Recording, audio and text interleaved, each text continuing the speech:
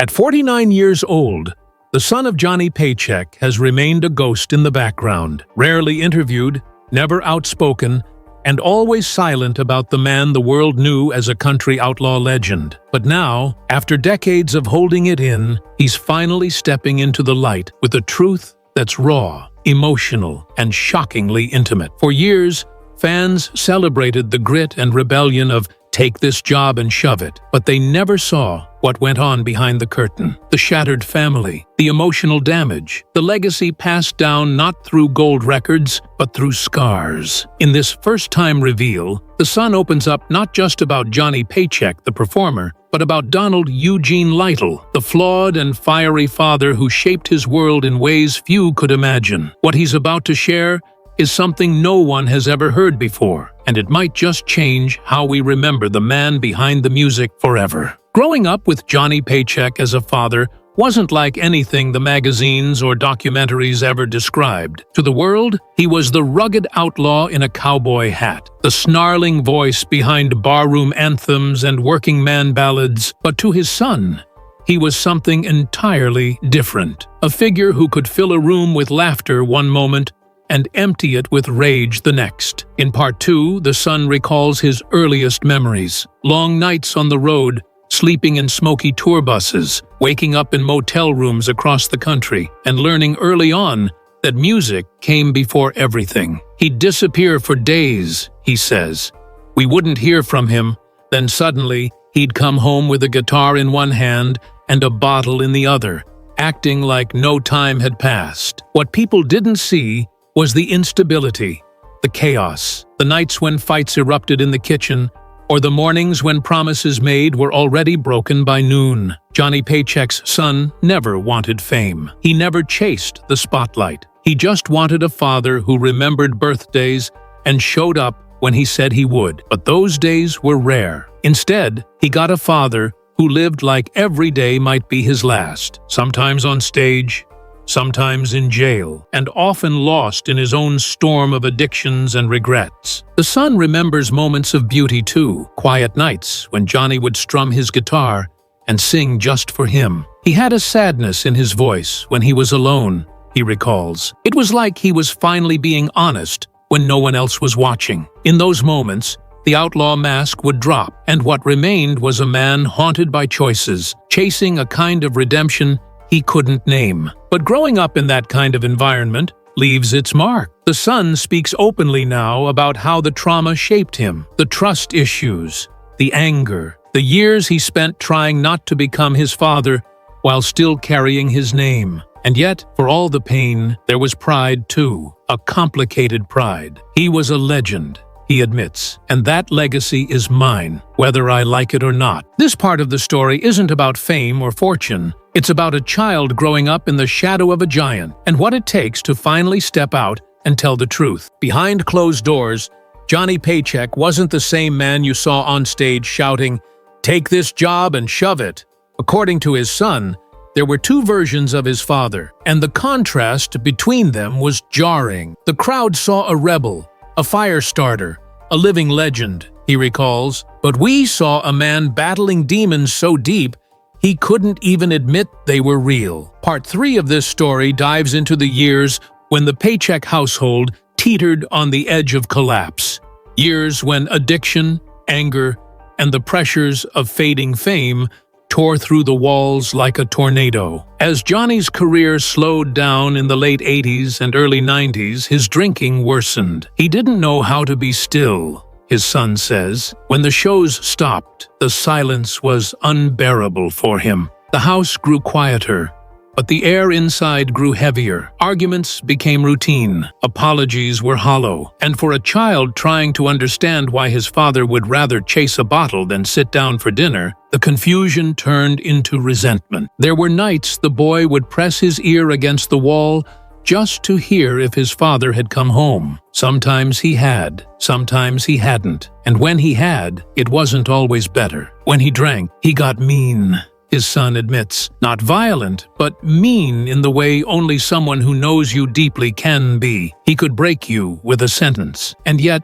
despite the pain, the son still longed for approval. He tried learning guitar, mimicking his father's voice, hoping it would lead to connection. He'd smile sometimes, he says, but other times he'd tell me to leave it alone, that the music would ruin me like it ruined him. Financial strain didn't help. Johnny Paycheck filed for bankruptcy in the early 90s, and though the public assumed it was just a blip, the truth was harder to swallow. There were nights we ate cheap, lights turned off, cars repossessed. His son recalls, "I learned early on that fame didn't mean stability. In fact, the more famous Johnny had been, the more isolated and paranoid he became. He didn't trust the industry, didn't trust the people around him, and eventually didn't trust himself. Through all of it, the son started to build walls of his own. He didn't tell friends who his father was.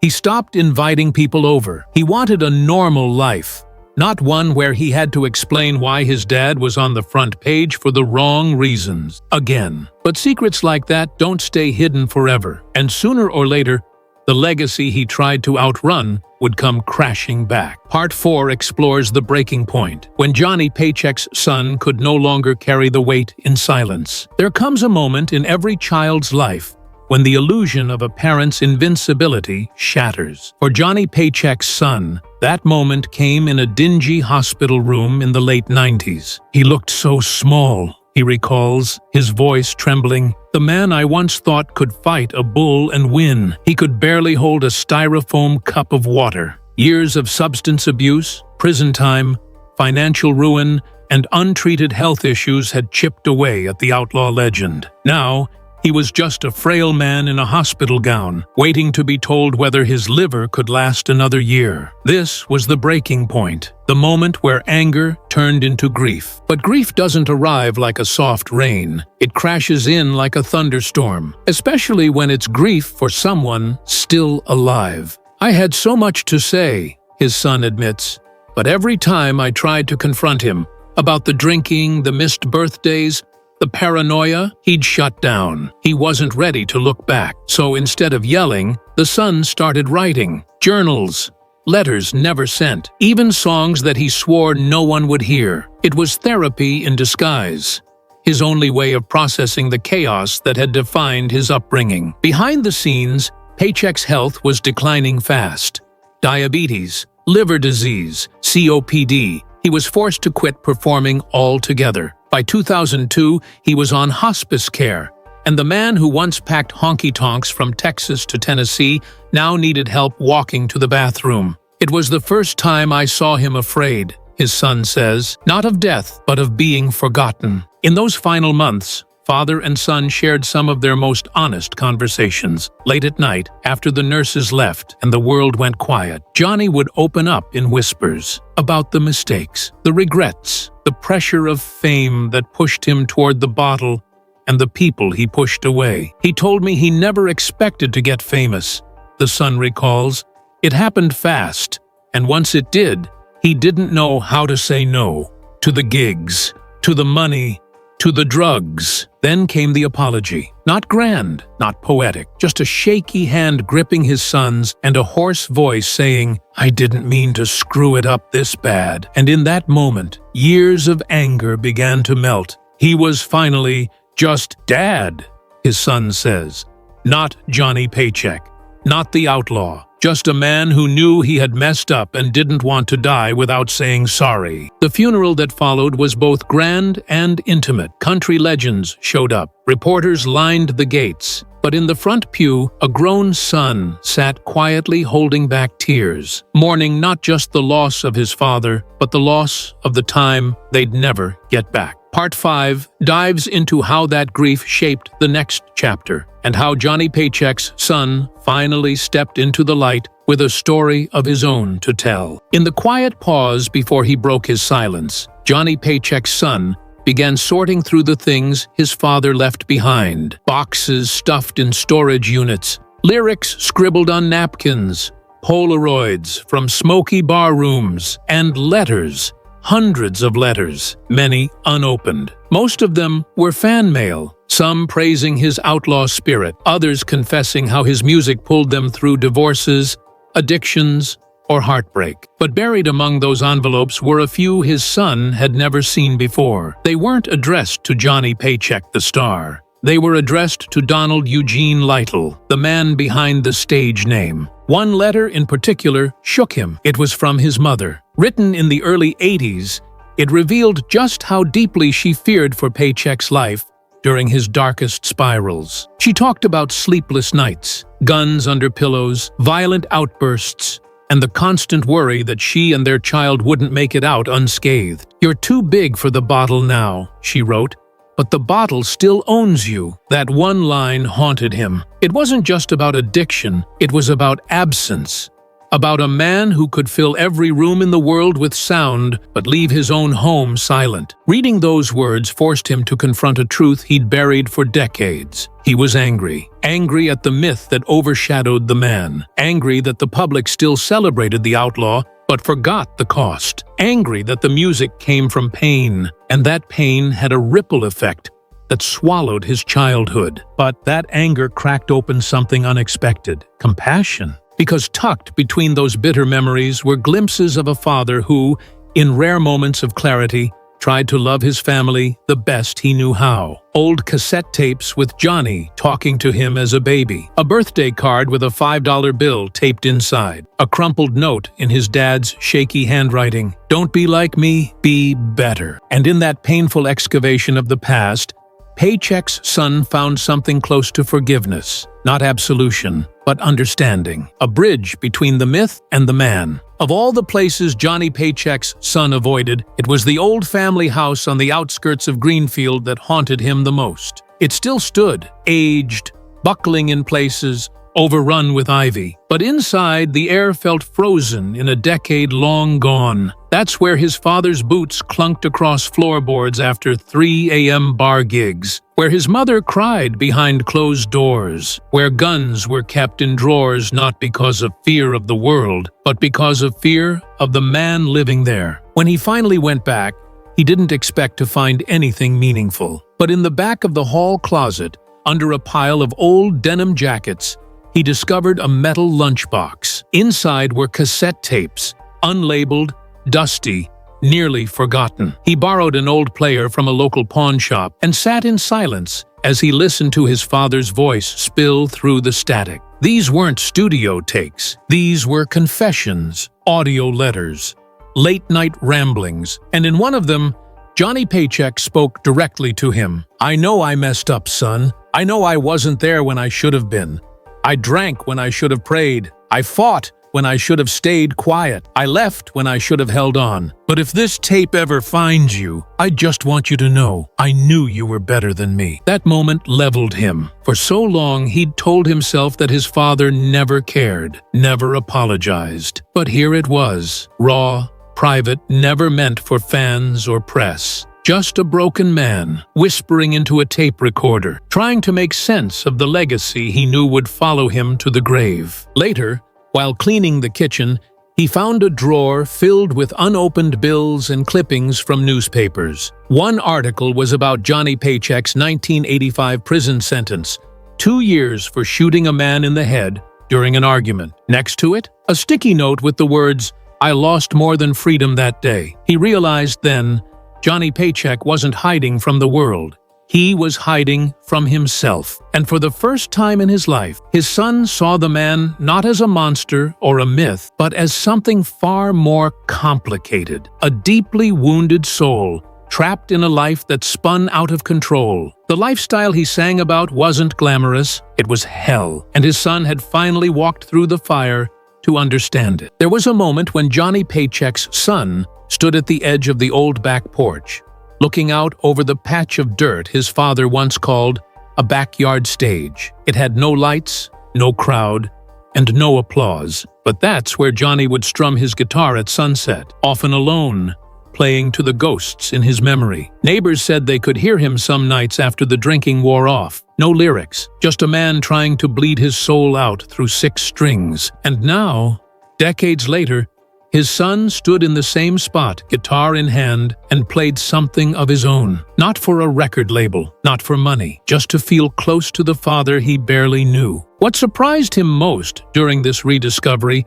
wasn't how famous his father had been. It was how little Johnny Paycheck had left behind. No grand estate, no treasure chest of platinum records, just a few belongings, a mountain of debt, and a pile of regrets so heavy they still echoed through the walls of that crumbling house. A rusted-out Cadillac with a busted radio, a safe filled with letters never mailed, and one framed photo, water-damaged and crooked, showing Johnny holding him as a baby, smiling, with eyes full of something that almost looked like hope. Locals still whispered about the fights, the disappearances. The night Paycheck showed up barefoot at a diner at 2 a.m., blood on his shirt, mumbling lyrics no one understood. But they also talked about how he'd pay the tab for strangers, how he'd hand out $100 bills to single mothers in line behind him at the grocery store. It didn't balance the scale, but it painted a fuller picture. Johnny Paycheck was a man who clawed his way out of poverty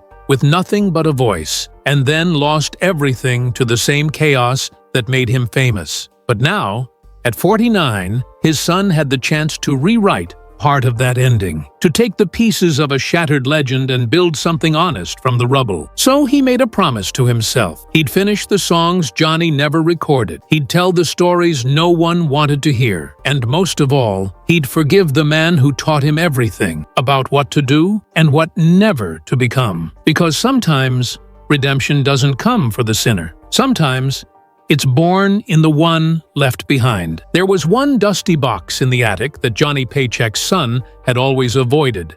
Until now, it sat beneath an old folded flag, next to a mildewed stack of sheet music and forgotten tour shirts from a time long gone. He never knew why he was so afraid of it. Maybe because it looked too ordinary to hold anything important. Maybe because it looked exactly like the kind of box someone would use to hide what hurt the most. Inside, he didn't find gold records or old backstage passes. What he found was something far heavier, a collection of notebooks, each one handwritten, dated, and numbered. They weren't journals, they were apologies. In the cracked pages, Johnny Paycheck had written letters, not to the public, not to his fans, but to his son. Letters he never mailed, one for every birthday he missed, one after every arrest, one after the shooting, one just before he served that prison sentence in the 80s. Some were angry, some confused, some soaked in tears so old they'd dried into the paper. In one, he wrote, "I can't give you what I never had,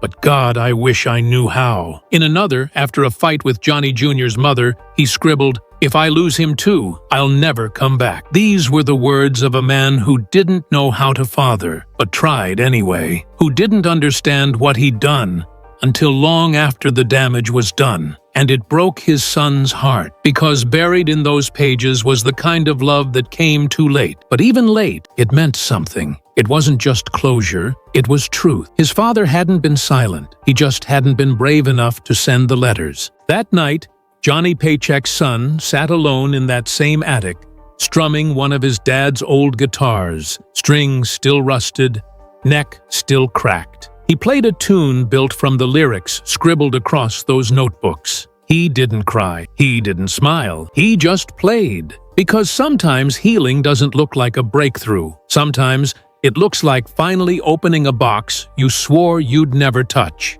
and deciding to keep what's inside. The final chapter in Johnny Paycheck's son's journey wasn't about fame, forgiveness, or even family. It was about identity. For most of his life, he had been known not by his own name, but by his father's shadow. "You're Paycheck's boy, right?" people would say, their voices filled with either admiration or judgment. There was never a middle ground. Either he was expected to carry the torch of a honky-tonk outlaw or run from the wreckage his father left behind. And for years, he did neither. He just stood still, caught between legacy and resentment, between a man he never fully knew and the pain he always felt. But after opening the letters, after reading those broken, handwritten confessions in the attic, something inside him shifted. He no longer saw his father as just a myth or a mistake. He saw a man, a deeply flawed, often scared, sometimes brilliant man who was crushed under the weight of his own voice, his addictions, and the constant echo of past failures. Johnny Paycheck had become a prisoner of the very music that made him famous. But his son? He still had time to choose differently. In the months that followed, Johnny's son began to perform again. Not covers of "Take This Job and Shove It," but songs of his own. Raw and stripped down. Songs about addiction, about abandonment, about watching your hero collapse in slow motion. He didn't do it for money or recognition. He did it because, for the first time, his voice didn't tremble under the weight of expectation. It rang clear. He visited the places his father once played: smoky bars in Ohio, forgotten clubs in Texas, dive joints in Tennessee. But now, people didn't just ask about his dad, they listened to his story. And when he talked, he didn't sugarcoat anything. He told the truth, the beautiful, tragic, haunting truth. On the anniversary of his father's death, he stood at the edge of Johnny Paycheck's unassuming grave, holding one of the original letters from the attic. He read it out loud, not for the crowd, not for cameras, but for himself. "I forgive you," he whispered, because in the end, the greatest gift Johnny Paycheck ever gave his son wasn't a name or a song. It was the permission to feel everything, the permission to hurt, to heal, and to live honestly. And in that quiet act of forgiveness, a legacy of pain finally turned into a legacy of peace.